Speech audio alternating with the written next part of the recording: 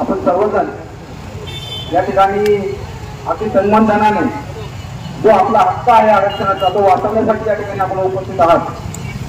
बंधूंनो, खरं तर ही काय प्रक्रिया आहे त्याच्यामध्ये सर्व समाज बांधवांनी सुद्धा एक गोष्ट प्रामुख्याने समजून घेतली पाहिजे।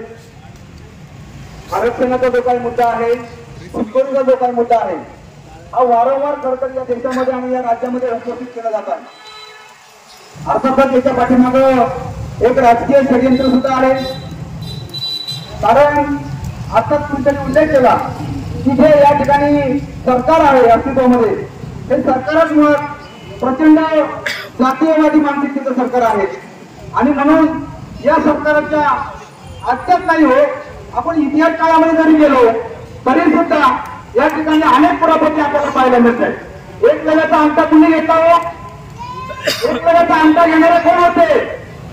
हेच होते एक वेळेचा अंता घेणारे। शेवटीचं नागकाम कापलं, कशासाठी कापलं याचा पण आपण या ठिकाणी विचार केला गेला पाहिजे। त्याच्यामुळे बंधूंनो, आता आजचा अन्याय नाहीये, हा ऐतिहासिक काळापासून आपल्याला तुम्हाला राहणे आणि म्हणून माझा आज या ठिकाणी तुम्हाला सर्वांना या ठिकाणी सांगणं की ह्या काळी आपल्याला वारंवार रस्त्यावर येऊन लढावं लागणार आहे। आज हैदराबाद गॅजेटचा मुद्दा आणलाय पुढे, बरोबर याचे आव्हान सुद्धा जर बारीक विचार केला गेला तर एकोणच्या हक्काच्या जनगणनेमध्ये सुद्धा जे काही बंजारा धनगर बांधव आहेत यांना त्या ठिकाणी मागास जमातीमध्ये केलेले आहे।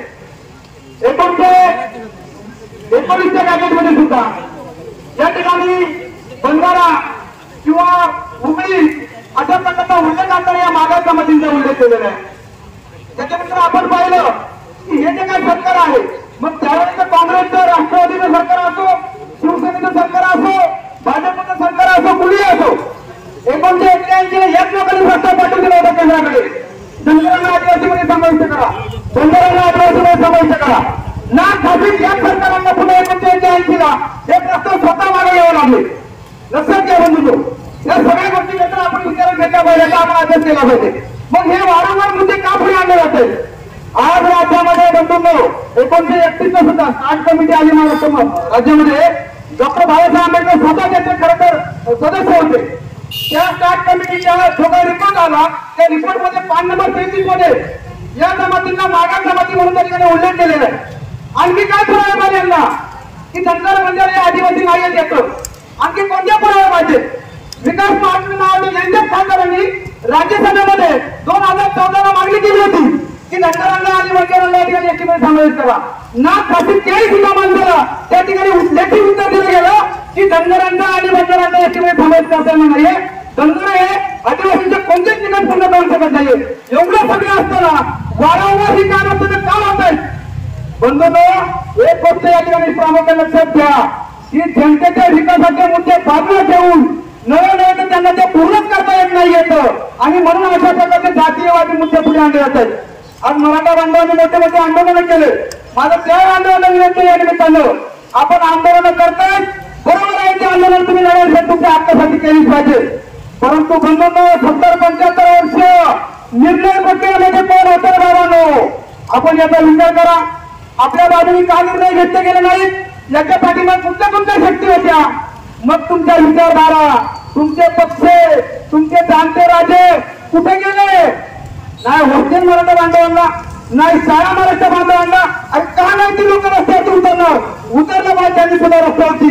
आज महाराष्ट्राचा जर तुम्ही बेरोजगारीचा रेट पाहिला, देशाचा बेरोजगार रेट पाहिला तर 65% ते 75%च्या पुढे गेलेलं आहे। याला जबाबदार कोण आहे? याला कुठलं सरकार आणि कुठल्या पक्ष आणि कुठल्या विचारधाराला जबाबदार आहे? तुम्ही आम्ही लोक विचार काय करतोय? आम्ही फक्त धनगरांनी काढला का आदिवासींचा, ओबीसींनी काढला का मराठ्यांचा, अजून कुठला तिसरा काढला का बंजारांचा? ह्याच्यातच आपण मला समजून दिलं। आमच्या अस्मिता आमची भागात केले जातात आणि या अस्मितांच्या तलवारी आमच्या एकमेकांच्या मानेवरती बोलले जातात। पण हे सरकारचा डाव खर्च हा आहे की तुम्हाला आरक्षण द्यायचंच नाहीये, परंतु देत असताना पण या सगळ्या वादी करत असताना यांच्यामध्ये लढायला लागल्या पाहिजे। भाजपचा हा राजकीय डाव खरं म्हटलं तर ओबीसी हातात लागत नाही तर ओबीसी मधला छोटा घटक पकडा, तो हाताला लावून घ्या। मराठा हातात लागत नाही तर मराठा कोणतरी एखादा समाज हाताला लावून घ्या आणि तिथून राजकीय पळ वाढून घ्या। ही भाजप नाहीये, ही भाजप भारत जनावर पार्टी आहे। हा कुठल्याही आदिवासींमध्ये जर घुसायचं असेल तर त्यांच्या बापाला सुद्धा हे करता येणार नाहीये. मी या ठिकाणी ठामपणे सांगतोय, कुठलाही माणूस येऊ शकतो. परंतु बंधूंना आपण सगळ्यांनी एक गोष्ट लक्षात घेतली पाहिजे की आपल्यामध्ये आपण ह्या लढाया करत आहोत. या लढाया करत असताना आपला केसा कायदा आहे, आपला वनाधिकार कायदा आहे, आपल्या मुलांच्या शिक्षणाचा प्रश्न आहे. आज बाह्य स्वतंत्र भरती केले जाते, कुठली माणूस तिथे आणली जाणार आहे, कोण तिथे आणणार आहेत ते, या सगळ्या गोष्टी आपण समजून घेतल्या पाहिजे. आपण या लढ्यात करूच, आपण वैचारिकदृष्ट्या लढत राहूच. परंतु याच्यामध्ये हे प्रश्न फार महत्वाचे. आजही आमच्या अजून शाळेमध्ये लोक सिलेंडरला आणलं खाद्य आमच्या पोरवाला कोण जबाबदार आहे याला? कुठेही त्यांचे लोकप्रतिनिधी का बोलत नाहीये? आदिवासी विकास मंत्र्याच्या काळाच्या माणसाचं सांगता येत नाही. म्हणजे ज्यावेळेस जागतिक आदिवासी दिन साजरा केला त्यावेळेस त्या माणसाला एक ओळीचं पत्र सुद्धा लिहिता आलं नाहीये शुभेच्छांचं. आणि काल 70 वर्ष झालं RSSचं, त्या 70 वर्षाचं पोट भरून कौतुक केलं त्या माणसाने. मला या निमित्ताने एक सांगायचं बंधूंनो, एक गोष्ट लक्षात घ्या, आपण हे सगळं पाहत असताना, करत असताना, अनुभवत असताना आपल्या मनाशी एक खुणवर बांधा की आमच्याची काही बांधव यांच्याकडे म्हणून झाली असली तरी आमच्याच्या काही माझ्याकडे म्हणून येणार नाही. आणि त्याच्यामुळे त्या बांधवांना कुणा भावजा आपण आपल्या बंदकडे जिवंत ठेवू आणि रस्त्यावरती उतरू. ही लढाई आपल्या हक्काचे, हे आम्ही लढाई आपल्या अस्तित्वाचे. आणि म्हणून तुम्ही सर्व जण आलात. या ठिकाणी जरी संख्या कमी असेल परंतु ही सर्व दर्दी माणसं आहेत आणि या दर्दी माणसांच्या जीवावरती खरं तर समाजाचं संरक्षण होत असते. ते होणार आहे.